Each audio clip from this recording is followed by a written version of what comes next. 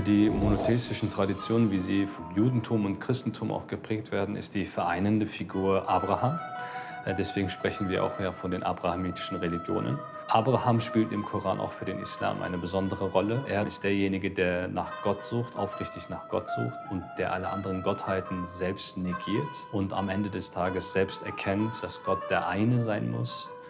Und darüber hinaus spielt auch Abraham eine besondere Rolle für diese drei monotheistischen Religionen, denn er ist auch der Prophet, der seinen Sohn opfern möchte für Gott, weil er seine Gottergebenheit damit belegt. Gott prüft ihn und er wird dieser Prüfung gerecht. Die islamische Religion ist in Arabien entstanden und in Arabien befanden sich verschiedene religiöse Kulturen. Deshalb standen auch die MuslimInnen schon von Anfang an im Austausch mit diesen verschiedenen religiösen Kulturen. Und unabhängig davon versteht sich auch die islamische Religion als das letzte Glied der monotheistischen göttlichen Botschaft. Die monotheistische Botschaft, die der Koran auch verkündet, geht auf die Idee zurück, dass es keine Gottheit außer Gott gibt. Der Begriff Tawhid kommt von der Zahl 1, bedeutet eigentlich die Einsheit Gottes. Und darunter versteht man halt eben den Monotheismus. Das geht auch auf die Idee tatsächlich zurück, die im Koran immer wieder vorkommt und insbesondere in Surah 112, Surat al-Ikhlas, also Qul huwallahu ahad, sagt, Gott ist der eine. Das letzte Abendmahl wird im Koran angedeutet in Surah 5, und zwar wird Jesus herausgefordert, ein Festmahl von Gott zu erbeten als Zeichen seiner Prophetie. Da gibt es dann ergänzende Informationen zum Koran, dass dann dort gesagt wird, die Menschen haben so viel von diesem Tisch essen können, sodass niemand wieder hungrig aufgestanden ist. Jesus und Maria kommen im Koran sehr oft vor. Jesus spielt insbesondere eine wichtige Rolle für die muslimische Tradition, weil er der vorletzte Prophet ist und laut einem Vers im Koran den Propheten Mohammed ankündigt und sagt, da wird es noch einen Propheten geben, der Ahmed heißen wird, ein weiterer Name des Propheten Mohammed. Und darüber hinaus gilt auch Jesus als eine wichtige Figur, weil er durch sein Leiden bzw. auch durch seine Mission auch als Vorbild für den Propheten Mohammed gilt, so wie auch zum Beispiel Moses als Vorbild für ihn galt und alle weiteren Propheten auch. Wenn jemand den Anspruch hat, in der Gegenwart Gottes sich zu bewegen, also immer ganz bewusst etwas zu tun mit der Intention, dass es die Liebe Gottes erlangt, dann können wir von Taqwa sprechen, also von Gottes Bewusstsein. Und einzelne Bewegungen oder Handlungen oder auch Dinge, die wir als Beruf tun, können uns dazu anleiten oder uns auch helfen.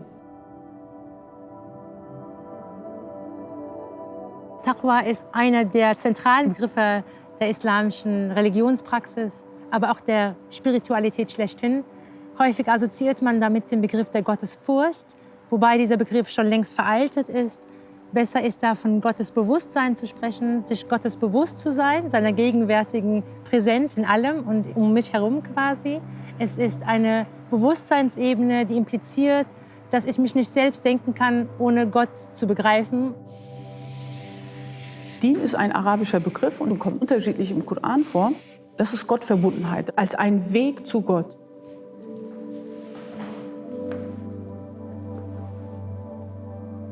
Und jetzt kann jeder Muslim, jede Muslimin diesen Weg zu Gott eigentlich selbst bestimmen. Wie soll dieser aussehen? Der Prophet Mohammed ist ein Gesandter und Prophet Gottes, der die Offenbarung Gottes erhalten hat, also den Koran. Und wenn wir verkürzt sagen, der Koran ist das Theoretische, worüber Gott spricht, ist der Prophet das Praktische, der das umsetzt. Also wir lernen über den Propheten eigentlich, was Gott uns sagen möchte. Dieses Struggling, das ist dieser Kampf zu wissen, was bedeutet eigentlich auch nochmal Muslim sein auf der Erde, sich die Frage zu stellen, was ist eigentlich die Vision Gottes von dieser Welt? Und der Koran gibt uns sehr viele Hinweise. Ja.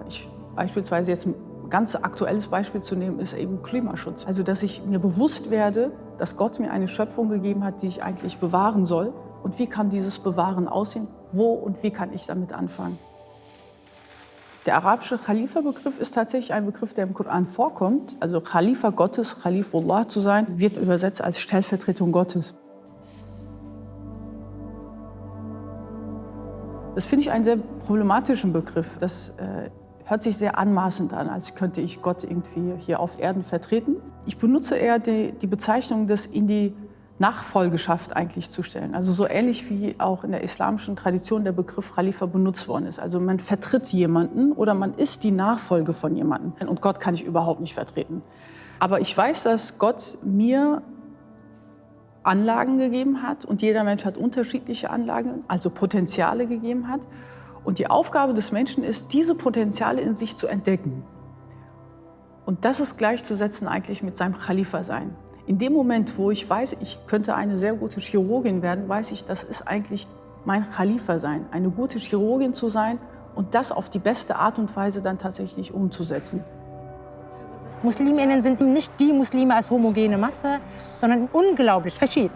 Also wir haben unterschiedliche Nationen, wir haben unterschiedliche Verständnisse von Religiosität und von dem Islam. Und das zusammenzubringen, kann als eine Herausforderung oder aber als auch eine Chance für die hiesige Gesellschaft gesehen werden.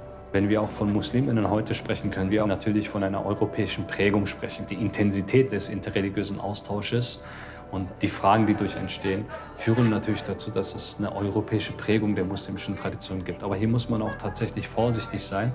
Europa ist ja auch vielfältig, dass man dann nicht einfach auf die Idee kommt und sagt, es muss jetzt eine europäische Form des Islams geben, wo dann alle Probleme der Musliminnen in Europa gelöst sind, sondern es müssen natürlich ganz spezifisch verschiedene Interpretationen der muslimischen Tradition für das jeweilige Land oder für die jeweilige europäische Prägung entsprechend dann auch verschiedene Lösungen angeboten werden. Deswegen wird es auch verschiedene kulturelle Ausprägungen geben.